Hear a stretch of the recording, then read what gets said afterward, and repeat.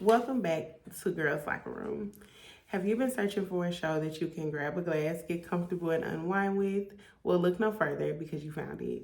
If you are new here, I'm your host, Reanne, another 20-something-year-old woman learning and navigating the ups and downs of life.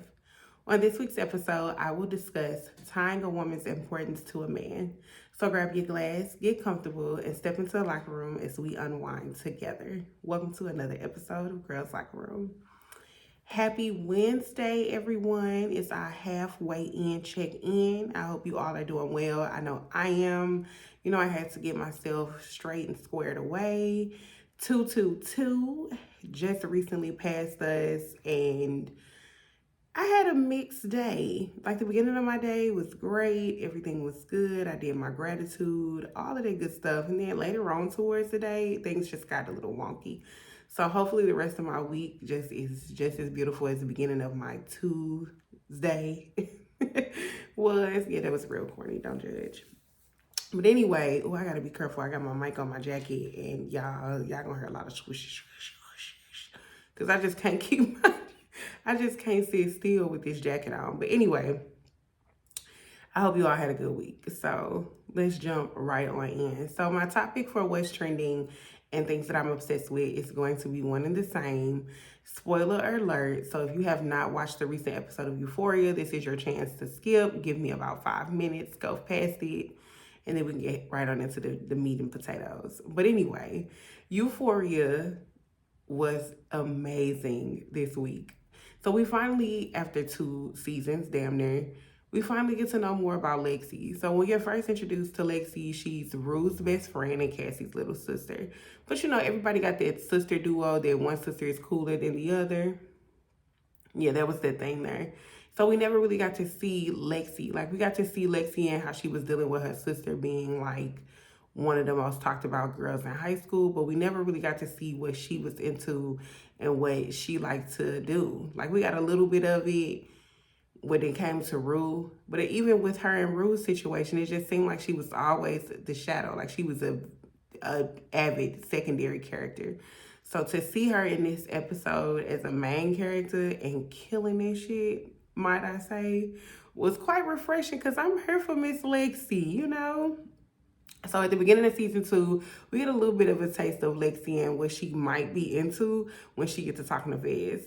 But it wasn't even that. When Cassie snitched on Fez Code and she went right over there, I said, oh yeah, my girl likes to live on the wild side. Don't sleep on it. Don't sleep on it. And so seeing her this episode just in her prime, in her light, doing what she does and nobody getting the spotlight over her, chef's kiss. Chef's fucking kiss. Because that play, iconic. And we haven't even finished the play yet. But that play, iconic. Best play ever. Watch his High School Musical right out the yard, baby.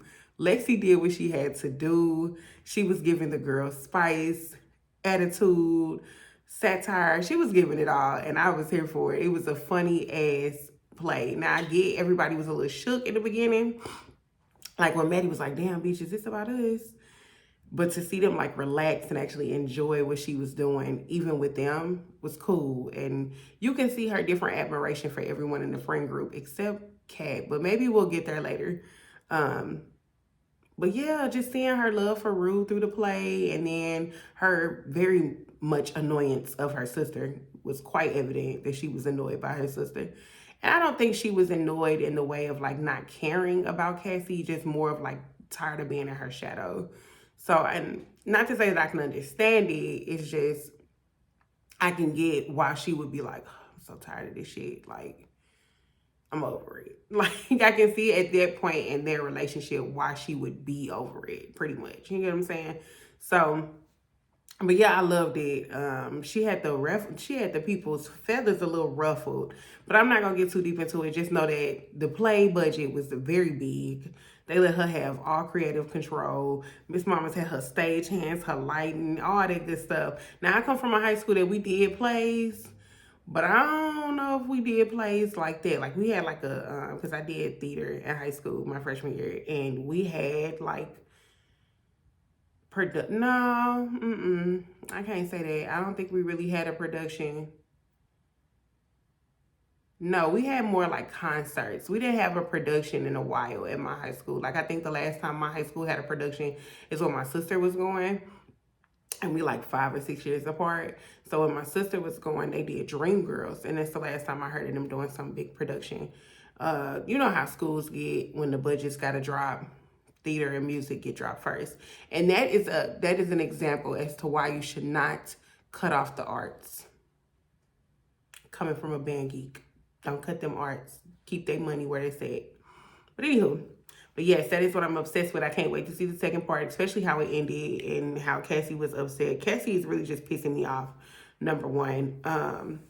It was so funny because, so as we all know, if we all like saw the clip of the upcoming episode before it premiered on Sunday, that Cassie and Nate will be walking around making their situation public. And my girl said, yeah, she definitely looks the part because she does. Like, let's be clear. Cassie ain't nothing but a cheap ass knockoff of Maddie. And I really hate that this girl really fucked around her friendship for that no good motherfucker. But she gonna see that he is not worth none of that shit that you going through. But anyway, but that is what I'm obsessed with and what's trending for me. So yeah, I don't think I have anything else. Oh, I do. So this may not be of an importance to anyone, but I want to give her a little bit of a shout out because it does kind of go with my topic. I just want to congratulate Jada for her rebrand. And I'm going to say it like this because I'm big on brands, me having my own. But her rebrand seems like she's really she's really taken the criticism of her first launch, made it a thing. So I watched her back the scenes. What the fuck? I watched her behind the scenes. I watched her behind the scenes and I was very impressed. The budget that she put into it, the fact that she was into the creative control, she really had a complete team. This was not no cookie cutter in the back of your warehouse shit. She had locations, storyboards, storylines, all of that. They did that, visual lighting, like it was nice, and I'm just super happy for her. I had put out on Tuesday, I'm really big on women getting a bag, and when you can get a bag, you can make your brand pop. I honestly feel like it just makes me as a viewer want to push myself a little bit more.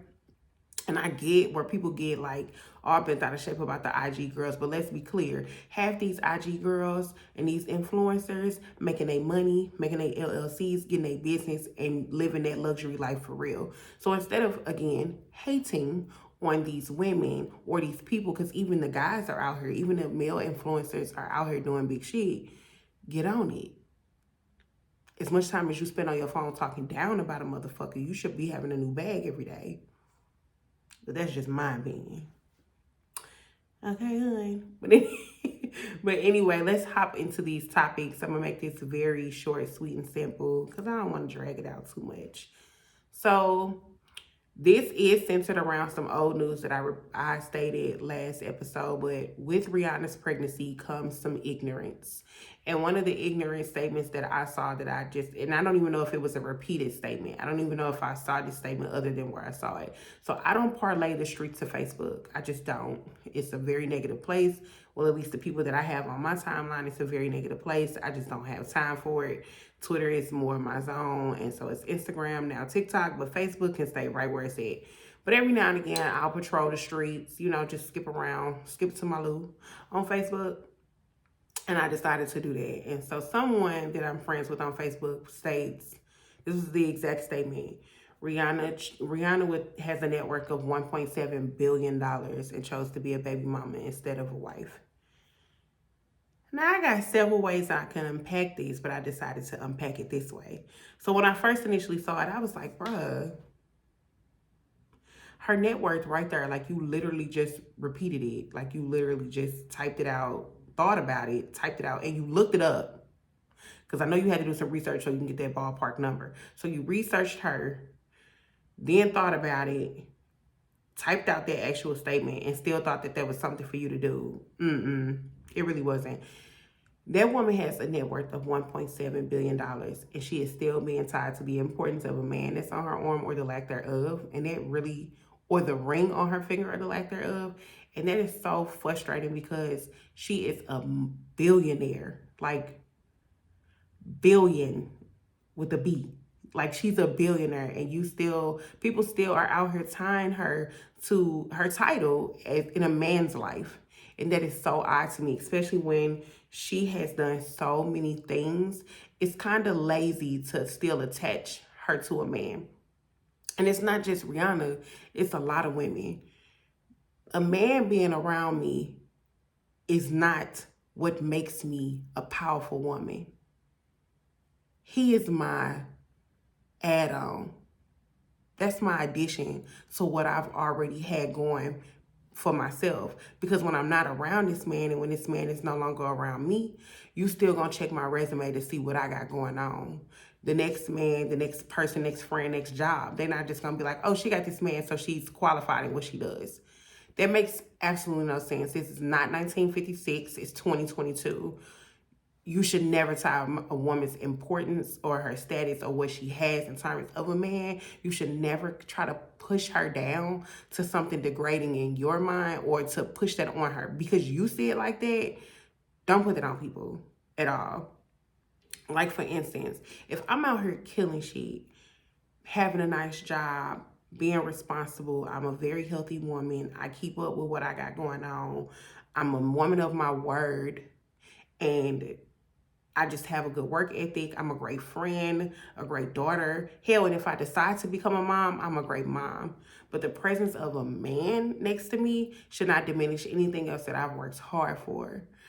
Because what does that signify? Like, you got women out here that really down themselves because they don't have a man around. They can have everything that glitters and gold, and I've been guilty of it. So I'm not about to sit here and act like that I haven't been. I was actually just like this recently. I was like, damn, everything else in my life makes sense except my love life. And it wasn't until my mom was like, girl, that's because God want all of that right now to make sense, because that's where your blessings coming in at right now. That's for later. So when she told me that, I had to reroute my mind, and I had to realize, okay, she's right. I'm very humble about what I have going on. But when I need to listen to myself. This is what you have going on. And the presence of a man being with you and being without you doesn't change anything that you already had put in stone or already written down or already got going on. Like, it don't change nothing. So when y'all do that to a woman, I won't say y'all because that's broad, but when people do that to women, it's insulting to everything that they put in. It's kind of like asking that dumbass question of what you bring to the table. Because, and let's put it back on the case of Rihanna. A man would never ask her what she brings to the table. They already know what Robin, Rihanna, Fenty already brings to the table. Platinum awards and plaques. A thriving skincare makeup line, beauty line, cosmetic line, a thriving loungewear and lingerie line. And now she's about to be a bomb-ass mom. She's a dope philanthropist and an ambassador of her country.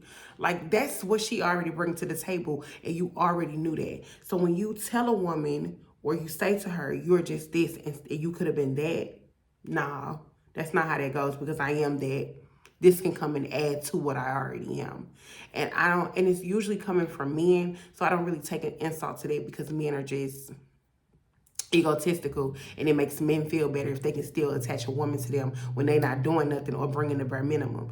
And what really frustrated me is the person who said it is that I know personally. He does great things himself.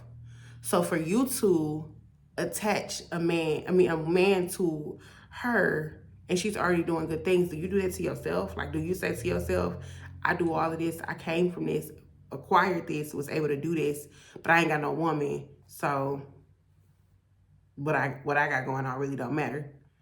I can answer that for you. He don't. So don't do that to a woman. Now, the other part of it that I saw was like the broken home aspect.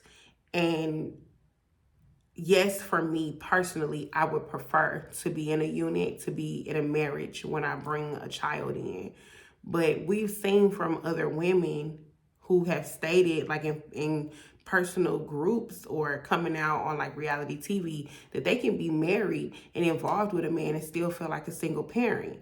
Or they can be in this relationship, it goes completely well, and this is usually what happens. That relationship is going beautiful.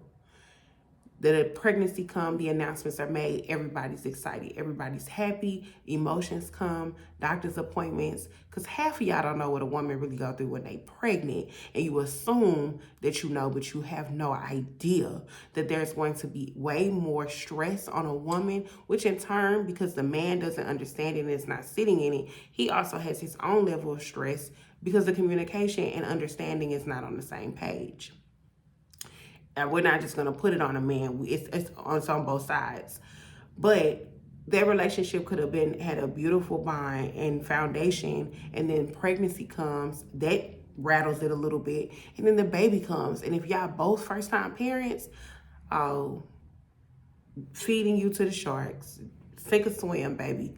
And sometimes people can't take the pressure. So that unit kind of disappears. So to put that on a woman's back, though, to be like, oh, but these women choose to be a baby mama.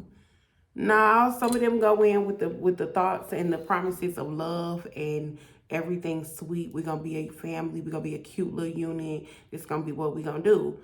And then that disappears. Now, is it more of a safety net when you're married? Of course, but that's not a guarantee.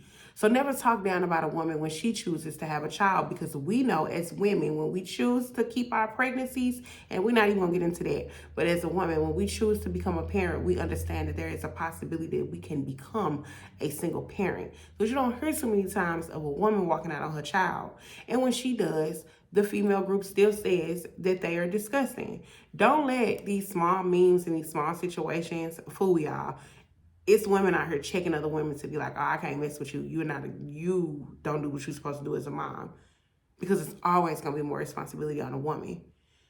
So don't ever insult a woman by saying, this is what you chose to be with all that you do. I don't understand it. Because when it was said about Rihanna, it was said as if there was a smear on her and her reputation. And I didn't like that. Because if you think that about Rihanna, you think that about normal, that everyday, today women.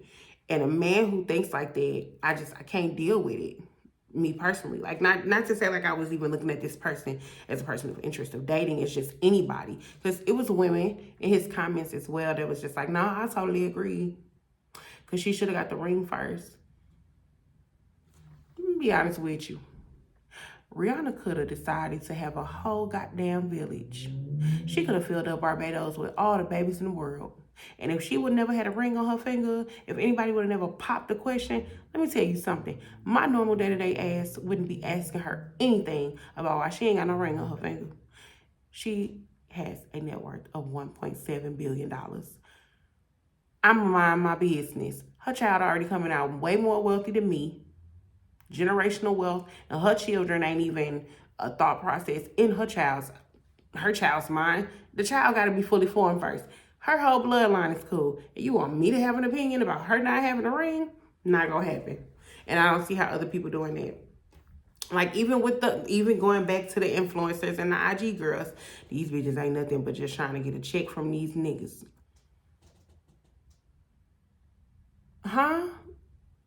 Like, yes, we know some that are out here scheming and scamming to get them a bag, but not all of them are like that. And then, hell, some of these women who have become quote-unquote baby mamas, they still out here getting a bag.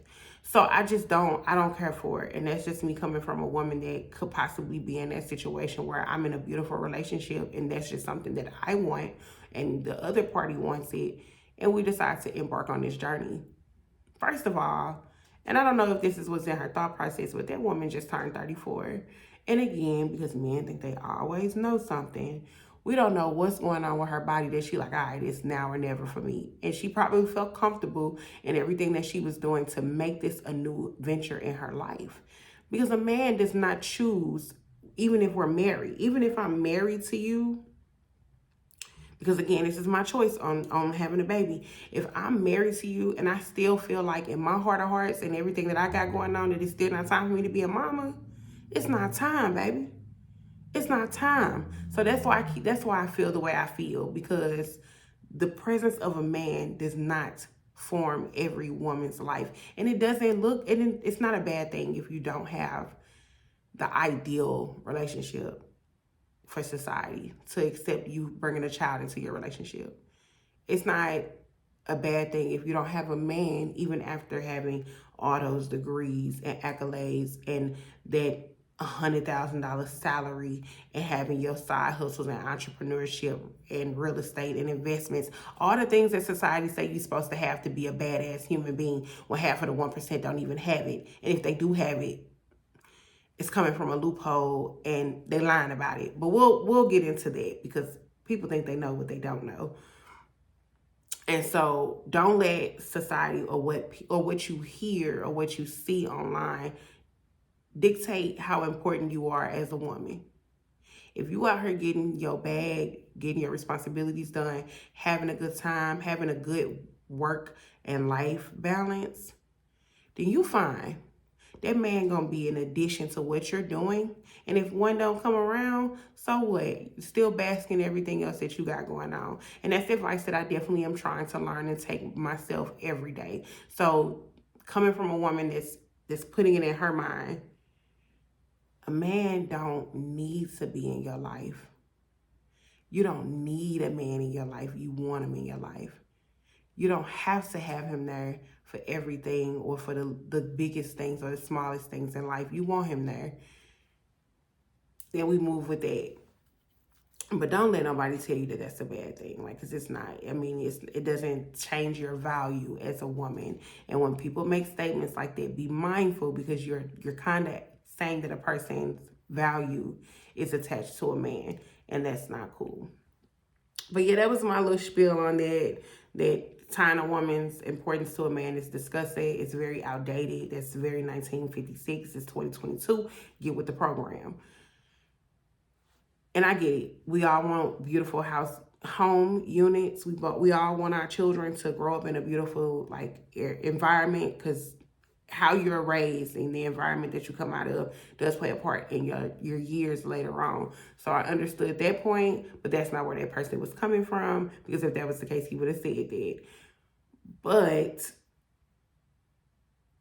I don't even know where I was going with that, y'all. I just rambled for nothing. But anyway, nonetheless, just be mindful of what you say when it comes to women. Our importance is not tied to the man, and a man's importance is not tied to a woman. Just be very secure in what you got going on, and make sure that you good, and make sure everything that you need to accomplish is accomplished. That person that's going to come into your life, man or woman, is going to be an addition, an add-on, the icing on the cake, not the damn cake, okay? I like to call it the throne room. My throne is already mine. Your throne is already yours. We're just looking for a throne room to put it in there together. And if we never do that, your throne is still beautiful, and so is mine. And that's the only way I can say it. So be proud of your progress and where you are. And if your situation doesn't look like society, fuck society. Move how you move. Life is not black and white. It's a whole bunch of gray, blue, yellow colors up in between that black and white. So that was my topic for today. My jam session is a oldie but a goodie. So Guilty by 7th Streeter, A$AP Ferg, and Chris Brown has been in heavy rotation in my car. I love 7th Streeter. Like, she has wrote. What is going on? It's late. That's what's going on. 7th Streeter has written for a lot of people. Her pen game is crazy, and her voice is beautiful. But Guilty do something to me. Now, when I first heard Guilty, I was a little salty because I was in a relationship, and I was like, that's not cute. I don't like the subject matter. That's not cute. But then, now that I'm like not as attached as I was, the subject matter of the song still kind of fucked up. But everybody mixes so well. Like, of course, this is not the first song. It's not the first song with Chris Brown and 7th Streeter. Won't Stop was I think that was their first collab that I know of. I could be wrong.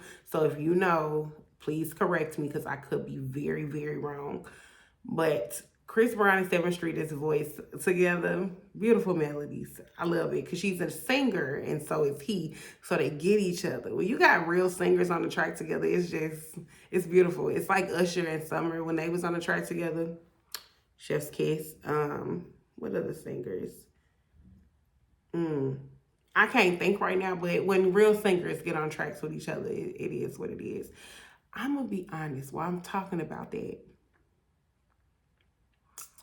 I would like Halle and SZA to get on a song together. Well, Halle, Chloe, and SZA can get on a song together, but I think that Halle and SZA, that'll break the motherfucking internet. And she has a song coming out. And I can't wait. Like, we got a single from Chloe, but a single from Halle, I want to know what that it sound like. Because her voice is at that falsetto pitch. And it's very, very high. And I know she can change it because she has a song on the Ungodly Hour where she's singing at a lower tone. And she sounds beautiful. And their NPR performance also showcases that she can also go a little bit lower and sit and have fun in a lower octave than what she usually sings in, and it is beautiful. Because I know Chloe can get up there, get high up there too, but she normally stays at that alto octave, and it's pretty. But I can't wait to hear what Halle is going to do with her voice and the sound that she's going to go into. And I just can't wait because we have our eyes on Chloe. And I think we also need to have our eyes on Halle. I think they're both a force to be reckoned with. But yeah, that was just my little spiel. But yeah, 7th Street or A$AP Ferg, all of that's a jam. So if you have not heard it yet, please do yourself a favor. Go hit it up on Apple Music or Spotify, whichever one you like, and enjoy. But yes, I can't wait to see what Halle got in store for us. I just know she got something up her sleeve. And I'm excited. Like, I just want the media to leave Chloe alone a little bit because Mama trying to find her style and what she like and what's comfortable for her. I think people need to lay off her and with her being ultra sexy when she's not. The girl is freaking 23. Like, let it be. Y'all out here popping y'all coochies and being sexy too, so why can't she? Like, get it out your mind that when she came out, she was younger. She grew up. Like, we gotta let that go when younger stars get older and they decide they want to branch out into their sexual side or their sexual being and tap into that portion of their life. We gotta like keep the comments to a minimum. And I get it, she chose to be in that limelight, but some of the takes are real stupid and real dumb. But I just hope she gets a break and that we can see what Halle has going on, because people feel like Halle was a hindrance to her, and that's just dumb because they chose to do music together as a unit. They're doing things separately because they're also venturing into other parts of the media industry. So they have to do their own things right now, because if they waited on each other, we wouldn't get no more music. So y'all just need to sit back and enjoy the show and let them be. Because Miss Halle, been posting some ultra sexual stuff too. I won't even say ultra sexual. She's been posting some hot and sexy things. But because of her body shape, because if we really gonna keep it a buck, because of her body shape, it's more acceptable on Halle than it is Chloe. So if Chloe does a little bit too much of this because Miss Mamas is thick at the bottom, y'all got a lot to say. People got a lot to say. But when Halle do it, it's more tasteful. And y'all gotta quit doing that. Don't be mad at her because you can't control your horniness. Don't be mad at her because you can't get it like she get it. Like she said, just a little light flex. She's just out here stunting on her ex. Nothing but a little light flex. When is that coming out, Chloe? When is Light Flex coming out? Do we have to hound you how we hound you for Have Mercy? Get on that, please, and thank you. But that is it for me today. I am so happy to be back here, and I hope you guys enjoyed the episode. If you did, please don't forget to subscribe to the show so you never miss a Girls Locker Room Wednesday. Join me next Wednesday, 9 a.m., same spot, same place, and I will see you there. Bye.